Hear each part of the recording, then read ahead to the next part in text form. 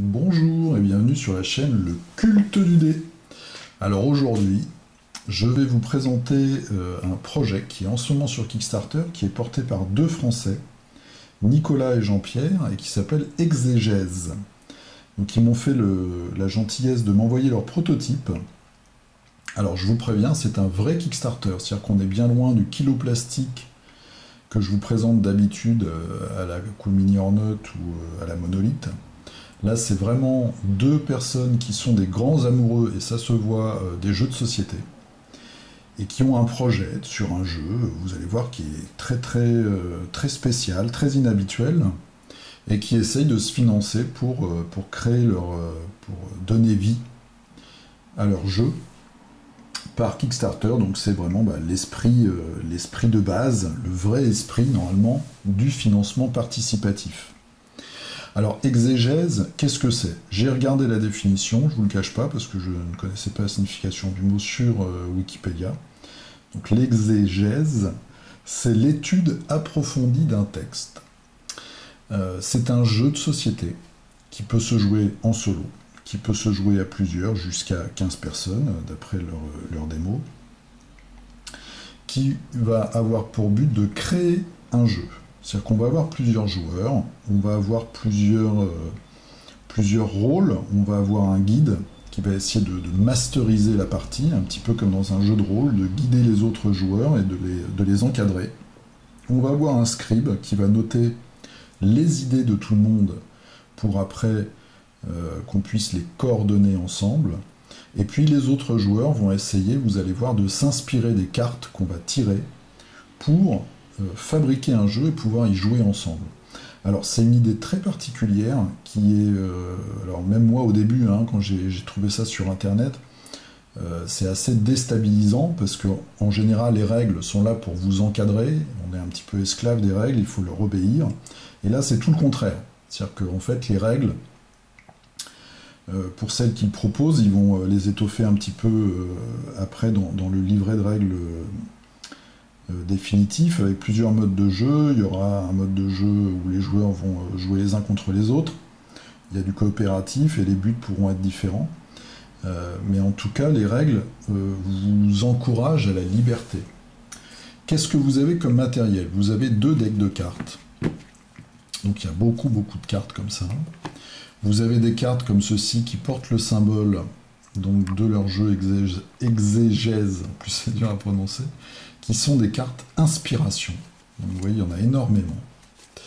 Et quand on va commencer une partie, on va tirer une carte de chaque paquet. Dans ce premier paquet des cartes inspiration, elles sont toutes fabriquées de la même façon. Vous avez une grande illustration centrale, vous avez une carte à jouer, vous avez un dé, 2 lettres ou 2 symboles, et vous avez un dessin ou un symbole. Ça va être un petit peu ce qui va encadrer l'univers, mais c'est surtout pour guider un petit peu l'imagination des joueurs. Alors, c'est très diversifié.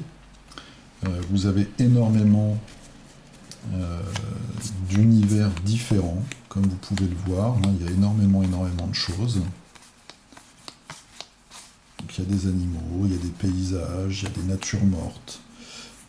Le Mont Saint-Michel, donc il y a des choses qu'on connaît, il y a des choses qui sont plutôt dans un univers onirique, il y a des choses abstraites, ou pas d'ailleurs, parce que là on peut voir soit une totale abstraction, soit des bateaux, des choses un peu plus définies. Là on voit une cité dans une espèce de bulle, moi ça me fait penser à un Venise, mais qui serait peut-être dans le monde des rêves de Lovecraft par exemple. Là une porte, un pont...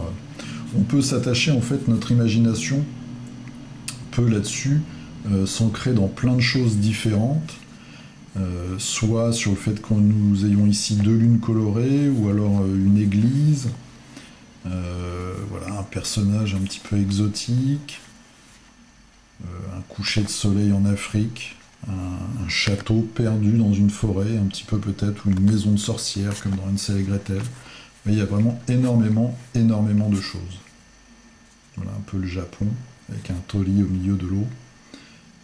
On a des lettres ou des symboles ici. Après, là, on a un symbole Ça, je pense que c'est tibétain. Un chat. Voilà, il y a plein de choses. Donc ça va être notre carte d'inspiration.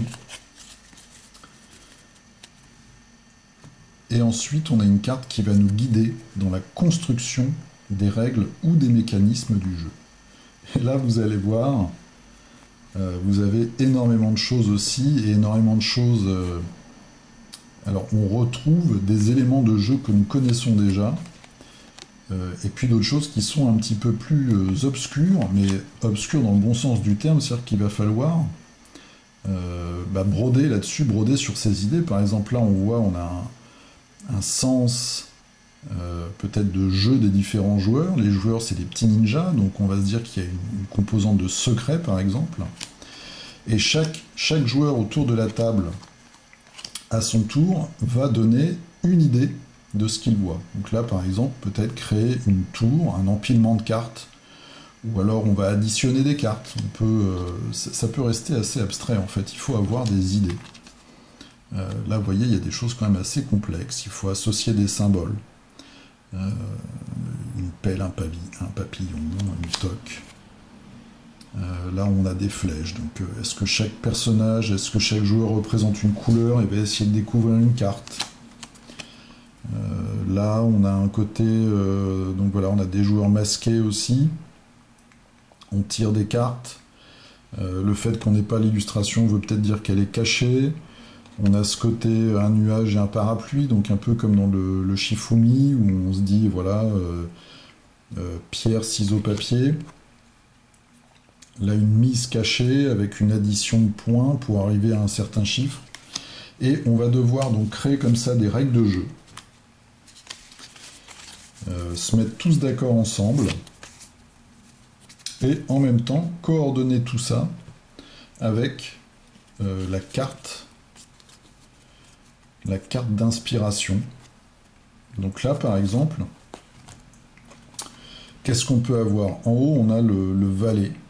Après, on a le valet, j'ai pas trop d'idées. Le valet, c'est un petit peu, je sais pas, le serviteur. Donc peut-être qu'un joueur doit en aider un autre.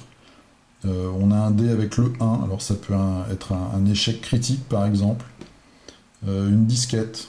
Donc je sais pas, ça peut être une donnée cachée, ou alors, comme l'expression de jeune, mettre une disquette. Est-ce qu'il ne faut pas arnaquer les autres joueurs? Et puis là, on a deux symboles, donc bon, est-ce qu'il y a des symboles cachés? On a cette inspiration ici, moi, qui me fait penser, là-dessus, je vois deux choses. Ça ressemble vaguement à Étretat, ça me fait penser au roman d'Arsène Lupin, où il a sa cache, où il cache tous ses trésors. En fait, dans le pic d'Étretat, bon là c'est pas exactement ça, mais vous voyez une espèce d'endroit caché. Et puis là on a une aurore, je vais pas arriver à dire ce mot. Ouais, une aurore boréale. Bon, qu'est-ce que ça signifie? Un danger ou la coordination de plusieurs éléments météorologiques, un alignement particulier de planètes. On peut partir dans tous les sens. Et chaque joueur en fait va donner une idée sur un des éléments qu'il voit. Donc pas forcément l'image centrale, hein. Ça peut être juste une image une idée sur un des symboles. Et après il va falloir faire rentrer ça en coordination avec les règles qui nous sont proposées sur cette feuille-là, sur cette carte-là. Donc on voit qu'on a une montre, donc ça veut dire que déjà il y a une idée de temps. Après on voit un personnage qui va se débarrasser d'un élément et le mettre dans une défausse par exemple. Mais en dessous, on voit que quand on est à deux, donc là, on va peut-être recouper cette idée qu'un autre joueur aurait par rapport au valet. Donc il faut être le valet de quelqu'un. Et quand on se met avec lui, on peut éliminer peut-être non pas un élément, mais trois. Et ensuite, enfin, alors là, voilà, peut-être que la personne qui reste toute seule à la fin, eh bien, elle ne peut pas défausser un élément parce que la poubelle a des petites jambes. Vous voyez, c'est quand même un univers assez barré. Quand on voit le nombre de cartes et puis surtout la diversité des cartes, là, comme je vous dis, c'est vraiment un projet très très particulier. Et je trouve que c'est ce à quoi peut servir le financement participatif, c'est à faire émerger comme ça des projets qui ne sont pas évidents. et qui sont vraiment très très originaux. Donc je vous invite fortement à aller voir, je vous mettrai le lien dans la description, leur Kickstarter. Donc c'est un jeu qu'ils ont mis à un prix, qui commercialise à une quinzaine d'euros je crois, avec toutes ces cartes. Au début on peut être très désorienté par le système, mais moi je trouve certaines qualités. J'ai pensé à quelques petites choses. Déjà, c'est un concept qui est très inattendu, ça change beaucoup. C'est un concept qui fait vraiment appel à l'imagination. Et quand on joue avec des gens, le fait de partir sur une base comme ça, complètement, on va prendre les joueurs par surprise en fait. Et moi, ce que j'aime bien quand je joue avec des gens, c'est aussi de découvrir un petit peu la personnalité des joueurs. C'est-à-dire que quand on voit, par exemple, cette image, on va avoir des gens qui vont penser aux vacances. Voilà, une hutte, peut-être dans les Caraïbes, je ne sais pas, mais il y a un côté aussi assez triste. Il n'y a pas de personnage. Les couleurs comme ça, bleues, assez froides. Il y a une idée de solitude. Ou peut-être un endroit où il n'y a personne, ou justement quelque chose à conquérir. Vous voyez, chacun peut avoir une interprétation très très différente. Et puis en bas, on a une tirelire. Donc c'est vrai qu'il y a un côté, passer des vacances dans les îles, ça demande d'être assez riche. Voilà, il y a plein de choses comme ça, plein de choses différentes, et le fait que chaque joueur doive interpréter une image qui nous laisse beaucoup de liberté, en fait, ça va révéler un petit peu les idées de chacun et la personnalité de chacun. Moi, je trouve ça assez intéressant. Et puis, ce qui est sûr aussi, c'est que là, on a affaire à un vrai projet, à quelque chose de vraiment... Ouais, c'est un chat, par exemple. Hein, un chat ou un chat mutant, un petit peu, qui est perdu sur sa branche. Chacun va pouvoir en faire un peu ce qu'il veut. Voilà.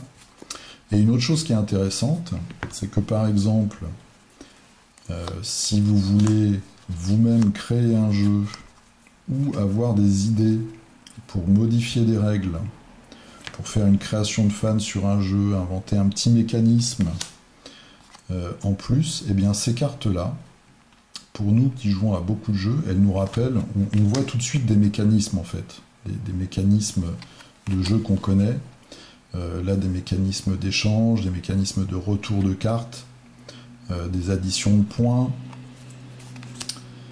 il y a tout un tas de choses comme ça qu'on peut retrouver et qui peuvent nous inspirer. C'est vraiment un moteur d'inspiration. Donc c'est un jeu très original, ça c'est sûr et certain, qui je pense, on peut vraiment en faire ce qu'on veut. Donc ils vont nous donner des règles, mais après les règles on est complètement libre de les changer pour créer un petit peu ce qu'on veut et vraiment jouer à sa manière. Voilà. Donc c'est surtout une source d'inspiration, c'est un moteur de création. Donc si vous êtes un petit peu perplexe et si vous-même vous avez envie de créer des règles de jeu, ou si vous avez envie de quelque chose d'un petit peu de complètement différent et que vous êtes intéressé par ce côté justement de liberté d'interprétation et d'imagination, eh bien je vous encourage à aller sur leur page Kickstarter, à regarder un petit peu ce qu'il en est. Ils ont fait quelques vidéos de parties où ils montrent un petit peu comment ils jouent. Ils font aussi un tour de France des clubs et des associations pour faire des démonstrations de leur jeu, puisque là moi je vous montre ça comme ça, mais c'est vraiment mon ressenti à moi tout seul, donc ce qui est important c'est aussi de voir comment eux le manipulent et le font vivre. Je crois qu'il reste une quarantaine de jours, c'est une campagne qu'ils ont voulu assez longue. Comme je vous dis, c'est un jeu de cartes, donc c'est pas très onéreux. Il y a un vrai concept, c'est un projet, voilà. Donc, si vous avez envie de les encourager, de les supporter et de découvrir un petit peu cet îlot de liberté et d'originalité qu'est le jeu Exégèse, eh bien, vous pouvez aller dans la description de la vidéo et aller voir un petit peu sur leur page de quoi ils retournent exactement. Donc après cette vidéo métaphysique, je vous souhaite une très bonne soirée ou une très bonne journée. Et je vous dis à la prochaine pour peut-être quelque chose d'un peu plus terre à terre. À la prochaine, salut!